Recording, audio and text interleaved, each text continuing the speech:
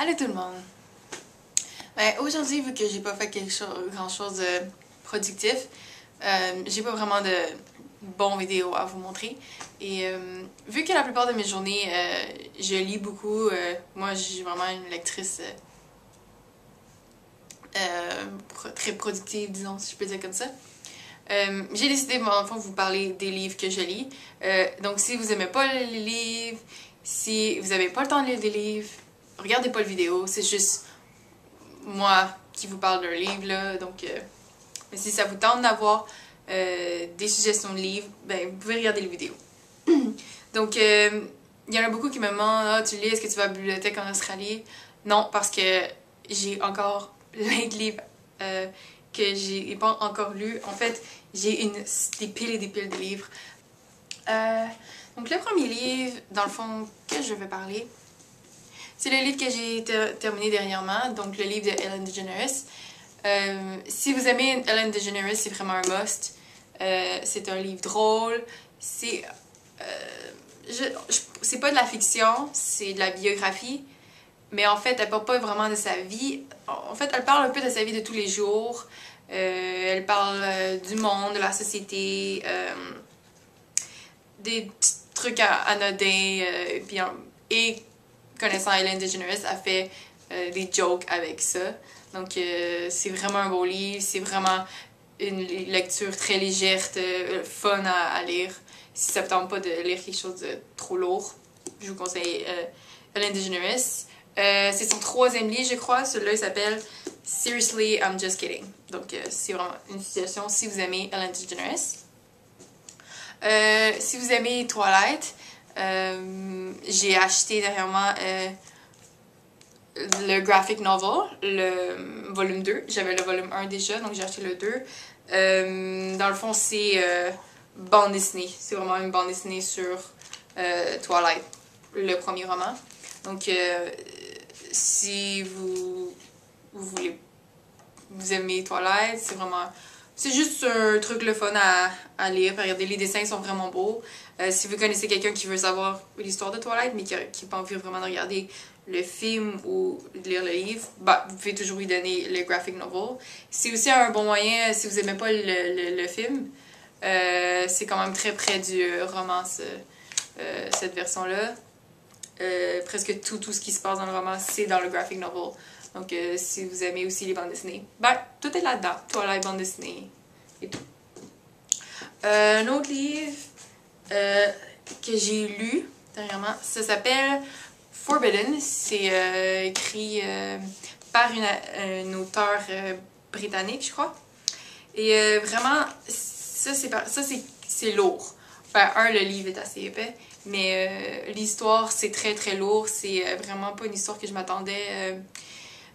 En fait, c'est l'histoire d'un garçon et d'une fille, frères et sœurs, qui tombent en amour. Donc, ils n'étaient pas vraiment proches quand ils étaient jeunes. Leur père a laissé la famille, donc ils sont tout seuls avec comme 5 enfants. Leur mère est toujours absente dans des bars, à se saouler, à être avec des hommes. Donc, c'est vraiment lui et sa sœur, les plus vieux de la famille, qui s'occupent dans le fond des autres enfants. Donc ça les rapproche beaucoup. Et dans le fond, ils tombent en amour. Et là, c'est toute l'histoire de l'inceste et est-ce qu'ils se sentent mal à être en amour, mais ils sont pas capables d'arrêter ça. Et ouais, c'est vraiment lourd. C'est vraiment une bonne histoire. C'est une histoire d'amour pas très courant, mais c'était très intéressant. Dans le fond, si vous aimez les happy endings, je vous conseille pas ce roman-là parce que il n'y a pas de happy ending. Ensuite, le livre que je suis en train de lire en ce moment, c'est The Cookie Club. Donc, c'est très livre de filles. Donc, par le titre de Cookie Club, ça veut dire un peu ce que c'est. Dans le fond, c'est un groupe de femmes qui, chaque premier lundi de décembre, se rencontrent et font une réunion, dans le fond, de biscuits. Chaque femme doit amener une recette de biscuits. Et dans le fond, c'est juste une autre raison aussi pour manger des biscuits et se faire des amis hommes femmes et parler de leur vie et de tout. Et après, chacun fait une douzaine de leurs biscuits et vont les donner dans une place pour les pauvres, quelque chose comme ça. Donc, je suis rendue environ la moitié. Là, c'est vraiment bon. Tu vois la vie de chaque personnage à peu près, juste avant, pour se réunir jusqu'au fameux jour, le Cookie Club. Et ce qui est intéressant aussi, c'est qu'à chaque chapitre dans le fond, représente une femme différente. Et à chaque chapitre, il y a sa recette de ses biscuits. Donc, tu as tous les ingrédients et tu as tout les instructions pour quoi faire. Donc, ça donne des bonnes recettes aussi pour faire des biscuits. Donc, peut-être que je vais en essayer. Donc, il y a ça. Un autre roman aussi. C'est The Starting Over de Tony Parson. Je crois que c'est un Australien. Je suis vraiment pas sûre. Mais bon. Donc, c'est l'histoire... celui aussi, je suis rendue à la moitié. Je l'ai pas encore fini. Mais c'est l'histoire, en fond, d'un policier qui, durant une arrestation, fait une crise cardiaque. Et vraiment, il est sur le bord de mourir. Et il réussit à avoir un cœur. Donc, il se fait transplanter un nouveau cœur. Et ce cœur-là, c'est le cœur d'un jeune adolescent. Donc, après, c'est vraiment comme le traumatisme. Après la chirurgie, il a failli mourir. Là, il veut comme revivre sa vie d'une meilleure façon. Et aussi, il se sent plus jeune. C'est l'aspect avoir un nouveau cœur. Il a un cœur d'un jeune de 19 ans et il se sent 19 ans. Vraiment, il agit comme un adolescent et tout. C'est vraiment intéressant. Un peu comme le film 17 Again avec Zac Efron, l'homme de 40 ans qui se transforme en homme de 17 ans. Mais là, c'est vraiment juste... L'homme reste lui-même. C'est juste sa personnalité qui change, sa pensée. Donc, c'est vraiment intéressant. C'est vraiment basé sur l'aspect que ça arrive des fois dans les gens après une transplantation, un traumatisme, ils pensent que c'est quelque chose de l'autre personne qui sont restés en eux. Donc, c'est vraiment une idée intéressante. Un autre livre aussi, The Secret Garden par Frances Oxen Burnett. J'avais lu aussi La Petite Princesse, où le film est basé. The Secret Garden aussi, il y a le film. J'ai vu le film avant de lire le livre. Je dois dire, j'ai commencé à lire. Ouais, je lis plusieurs livres en même temps. Mais j'ai commencé à lire et ça me prend un petit peu plus de temps à embarquer. Mais c'est vraiment bon. C'est vraiment un classique de la littérature jeunesse. L'écriture est très facile. Si vous voulez essayer de lire un livre en anglais, l'écriture est très facile, cela. Dans le fond, c'est l'histoire d'une jeune fille très égoïste, tout le temps centrée sur elle-même. Ses parents meurent, donc elle va vivre dans la maison de son oncle. Et c'est là qu'elle rencontre son cousin, qui est très malade, et là, elle va avoir une amitié avec lui. Et pourquoi ça s'appelle le Secret Garden? Tout simplement parce que dans la cour, elle va découvrir un jardin où elle va amener son cousin et bon, elle va apprendre des trucs sur sa mère aussi et tout. Donc, Secret Garden, si vous voulez, c'est un classique avec La Petite Princesse aussi. Un autre classique aussi, c'est Alice in Wonderland, que j'ai acheté et j'ai pas encore lu. J'adore les classiques, donc j'en achète souvent. Je l'ai pas encore lu parce que là, je suis en train de lire 3 autres livres, mais... donc tout le monde sait à peu près ce qui se passe dans Alice in Wonderland. Si vous connaissez juste la version Disney, c'est un petit peu différent à mon avis. Dans celui-là, j'ai Alice in Wonderland et j'ai le Through the Looking Glass, qui est la suite un peu, qu'elle se retrouve de l'autre côté du miroir. Donc j'ai assez hâte de lire ça. C'est assez, désolé pour le langage, fucké comme histoire, Alice in Wonderland, mais bon, encore une fois, un classique. Si on reste dans les classiques encore, j'ai acheté aussi Emma de Jane Austen. J'adore Jane Austen, c'est une de mes auteurs préférées. J'ai lu de elle Orgueil et préjugés, Raison et sentiment. Donc là, j'ai acheté Emma. Je l'ai